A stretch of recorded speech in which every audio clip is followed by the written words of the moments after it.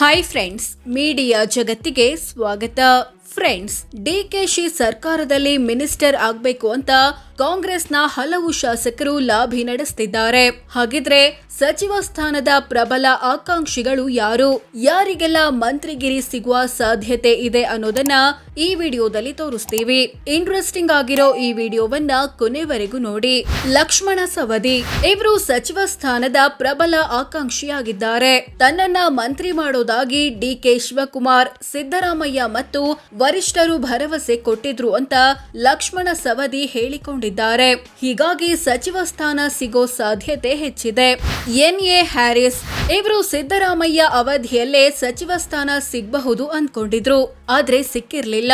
ಸತತ 4 ಬಾರಿ ಬೆಂಗಳೂರಿನ ಶಾಂತಿನಗರ ಕ್ಷೇತ್ರದಿಂದ ಗೆದ್ದಿರೋದು ಮತ್ತು ಸಿಎಂ ಡಿಕೆಶಿಯ ಆಪ್ತ ಅನ್ನೋದು ಪ್ಲಸ್ ಪಾಯಿಂಟ್. ಇವರಿಗೆ ಮುಸ್ಲಿಂ ಕೋಟಾದಲ್ಲಿ ಮಂತ್ರಿಗಿರಿ ಸಿಗುವ ಸಾಧ್ಯತೆ ಇದೆ. ರಾಘವೇಂದ್ರ ಹಿಟ್ನಾಳ ಮಾಜಿ ಸಿಎಂ ಸಿದ್ದರಾಮಯ್ಯನವರ ಆಪ್ತರಾಗಿರೋ ರಾಘವೇಂದ್ರ ಹಿಟ್ನಾಳ ಕೂಡ ಸಚಿವ ಸ್ಥಾನದ ಪ್ರಬಲ ಆಕಾಂಕ್ಷಿಯಾಗಿದ್ದಾರೆ. ಕೊಪ್ಪಳ ಕ್ಷೇತ್ರದಿಂದ ಸತತ 3 ಬಾರಿ ಗೆದ್ದು ಬಂದಿರೋ ಇವರು ಕುರುಬ ಸಮುದಾಯದವರು. ವಿಜಯಾನಂದ ಕಾಶಪ್ಪನವರ್ ಉತ್ತರ ಕರ್ನಾಟಕ ಭಾಗದ ಪ್ರಮುಖ ಕಾಂಗ್ರೆಸ್ ನಾಯಕರಾಗಿರೋ ಇವರು ಸಚಿವ ಸ್ಥಾನದ ಪ್ರಬಲ ಆಕಾಂಕ್ಷಿಯಾಗಿದ್ದಾರೆ. ಇವರ ಪರವಾಗಿ ಕೆಲ ಸ್ವಾಮೀಜಿಗಳು ಬ್ಯಾಟ್ ಬೀಸುತ್ತಿದ್ದಾರೆ. ಬೆಂಬಲಿಗರಿಂದಲೂ ಭಾರಿ ಒತ್ತಡ ಕೇಳಿಬರ್ತಿದೆ. ಎಚ್.ಸಿ. ಬಾಲಕೃಷ್ಣ ಸಿಎಂ ಡಿಕೆಶಿಯ ಕಟ್ಟ ಬೆಂಬಲಿಗರಾಗಿರೋ ಇವರು ಕೂಡ ಸಚಿವ ಸ್ಥಾನದ ರೇಸ್ನಲ್ಲಿ ಮುಂಚೂಣಿಯಲ್ಲಿದ್ದಾರೆ. ಈ ಬಾರಿ ತನಗೆ ಸಚಿವ ಸ್ಥಾನ ಸಿಗುವ ವಿಶ್ವಾಸವಿದೆ ಅಂತ ಬಾಲಕೃಷ್ಣ ಹೇಳಿಕೊಂಡಿದ್ದಾರೆ. ಪುಟ್ಟರಂಗ ಶೆಟ್ಟಿ ಚಾಮರಾಜನಗರ ಕ್ಷೇತ್ರದ ಶಾಸಕರಾದ ಪುಟ್ಟರಂಗ ಶೆಟ್ಟಿ ಸಹ ಸಚಿವಾಕಾಂಕ್ಷಿಯಾಗಿದ್ದಾರೆ. ದೆಹಲಿಗೆ ಹೊರಡುವಾಗ ಮಾತನಾಡಿದ ಇವರು ತನಗೆ ಮಂತ್ರಿ ಮಾಡ್ತೀನಿ ಅಂತ ಈ ಹಿಂದೆ ಭರವಸೆ ಕೊಟ್ಟಿದ್ರು, ಹೀಗಾಗಿ ದೆಹಲಿಗೆ ಹೋಗ್ತಿದ್ದೀನಿ ಎಂದಿದ್ದಾರೆ. ಅಜಯ್ ಧರಂ ಸಿಂಗ್ ಕಲಬುರಗಿ ಜಿಲ್ಲೆ ಜೇವರ್ಗಿ ಕ್ಷೇತ್ರದ ಶಾಸಕರಾದ ಅಜಯ್ ಧರಂ ಸಿಂಗ್ ಕೂಡ ಮಿನಿಸ್ಟರ್ ರೇಸ್ನಲ್ಲಿದ್ದಾರೆ. ಅಂದ್ಹಾಗೆ ಮೊದಲ ಪಟ್ಟಿಯಲ್ಲೇ ತನ್ನ ಹೆಸರು ಬರುತ್ತೆ ಅಂದ್ಕೊಂಡಿದ್ದ ಇವರು 2ನೇ ಪಟ್ಟಿಯಲ್ಲಾದ್ರೂ ಹೆಸರು ಬರುತ್ತೆ ಅನ್ನೋ ವಿಶ್ವಾಸದಲ್ಲಿದ್ದಾರೆ. ಪ್ರಸಾದ್ ಅಬ್ಬಯ್ಯ ಹುಬ್ಬಳ್ಳಿ ಧಾರವಾಡ ಪೂರ್ವ ಕ್ಷೇತ್ರದ ಶಾಸಕರಾದ ಪ್ರಸಾದ್ ಅಬ್ಬಯ್ಯ ಕೂಡ ಸಚಿವ ಸ್ಥಾನದ ನಿರೀಕ್ಷೆಯಲ್ಲಿದ್ದಾರೆ. ಹೇಳಿ ಕೇಳಿ ಹುಬ್ಳಿ ಧಾರವಾಡ RSSನ ಸೆಂಟರ್. ಇಲ್ಲಿಂದ ತಾನು ಸತತ 3 ಬಾರಿ ಗೆದ್ದಿದ್ದೀನಿ, ಹೀಗಾಗಿ ತನಗೆ ಮಂತ್ರಿಗಿರಿ ಕೊಡಬೇಕು ಅನ್ನೋದು ಪ್ರಸಾದ್ ಅಬ್ಬಯ್ಯ ಮಾತು. ಶಿವಲಿಂಗೇಗೌಡ ಇವರು JDSನಿಂದ ಕಾಂಗ್ರೆಸ್ಗೆ ಸೇರುವಾಗ ಸಚಿವ ಸ್ಥಾನದ ಭರವಸೆ ಕೊಡಲಾಗಿತ್ತು. ಅದರಂತೆ ಈ ಬಾರಿ ಮಂತ್ರಿಗಿರಿ ಸಿಗಬಹುದು ಅಂತ ಶಿವಲಿಂಗೇಗೌಡ ಹೇಳಿಕೊಂಡಿದ್ದಾರೆ. ಅರಸೀಕೆರೆಯಿಂದ ಸತತ 4 ಬಾರಿ ಗೆದ್ದಿರೋದು ಮತ್ತು ಸದ್ಯಕ್ಕೆ ಹಾಸನ ಜಿಲ್ಲೆಯ ಏಕೈಕ ಕಾಂಗ್ರೆಸ್ ಶಾಸಕ ಅನ್ನೋದು ಇವರಿಗೆ ಪ್ಲಸ್ ಆಗಬಹುದು.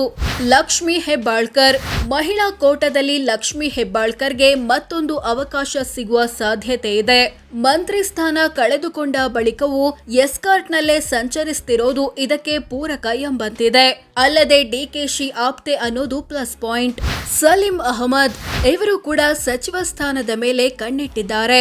ಅಂದಹಾಗೆ ಇತ್ತೀಚಿನ ವರ್ಷಗಳಲ್ಲಿ ಕಿತ್ತೂರು ಕರ್ನಾಟಕ ಭಾಗದಲ್ಲಿ ಮುಸ್ಲಿಮರಿಗೆ ಸಚಿವ ಸ್ಥಾನ ಕೊಟ್ಟಿಲ್ಲ, ಹೀಗಾಗಿ ಈ ಬಾರಿ ತನಗೆ ಮಂತ್ರಿಗಿರಿ ಸಿಗುವ ನಿರೀಕ್ಷೆ ಇದೆ ಅನ್ನೋದು MLC ಸಲೀಂ ಅಹಮದ್ ಮಾತು. H.V. ವೆಂಕಟೇಶ್ ತುಮಕೂರು ಜಿಲ್ಲೆಯ ಪಾವಗಡ ಕ್ಷೇತ್ರದ ಶಾಸಕರಾಗಿರೋ ಇವರು ಕೂಡ ಸಚಿವ ಸ್ಥಾನದ ಮೇಲೆ ಕಣ್ಣಿಟ್ಟಿದ್ದಾರೆ. ಕಳೆದ ಸಲ ಭೋವಿ ಸಮುದಾಯದಿಂದ ಶಿವರಾಜ್ ತಂಗಡಗಿ ಮಿನಿಸ್ಟರ್ ಆಗಿದ್ರು. ಈ ಬಾರಿ ತಮಗೆ ಆ ಅವಕಾಶ ಸಿಗುವ ನಿರೀಕ್ಷೆಯಲ್ಲಿದ್ದಾರೆ. ರೂಪಕಲಾ ಎಂ ಡಿಕೆಶಿ ಸಂಪುಟದಲ್ಲಿ 2 ಮಹಿಳೆಯರಿಗೆ ಮಂತ್ರಿಗಿರಿ ಸಿಗಬಹುದು ಅನ್ನೋ ಮಾತುಗಳು ಕೇಳಿ ಬರ್ತಿವೆ.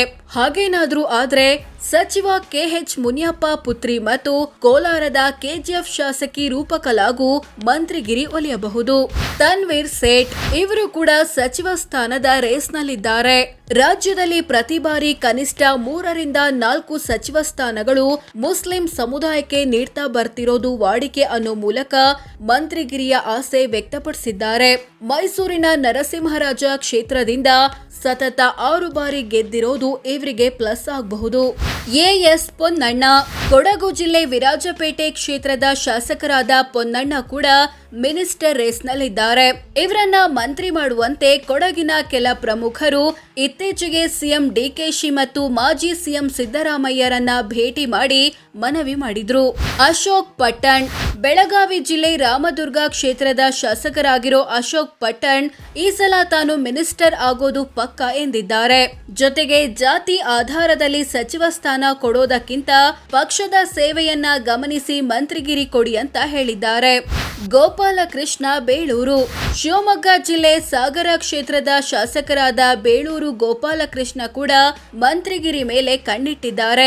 3 ಬಾರಿ ಶಾಸಕನಾಗಿದ್ದೀನಿ, ಹಿಂದುಳಿದ ವರ್ಗದಿಂದ ಬಂದಿದ್ದೀನಿ, ಸಚಿವ ಸ್ಥಾನ ಕೇಳೋದು ಹಕ್ಕು ಅಂತ ಕೇಳಿದ್ದೀನಿ, ಕೊಟ್ಟಿಲ್ಲ ಅಂದ್ರೂ ಪರವಾಗಿಲ್ಲ ಎಂದಿದ್ದಾರೆ. ಸೋ ಫ್ರೆಂಡ್ಸ್, ಇದಿಷ್ಟು ಸಚಿವ ಸ್ಥಾನದ ಪ್ರಬಲ ಆಕಾಂಕ್ಷಿಗಳು ಯಾರು, ಯಾರಿಗೆಲ್ಲ ಮಂತ್ರಿಗಿರಿ ಸಿಗುವ ಸಾಧ್ಯತೆ ಇದೆ ಅನ್ನೋದನ್ನ ತಿಳಿಸಿಕೊಡೋ ಪ್ರಯತ್ನ.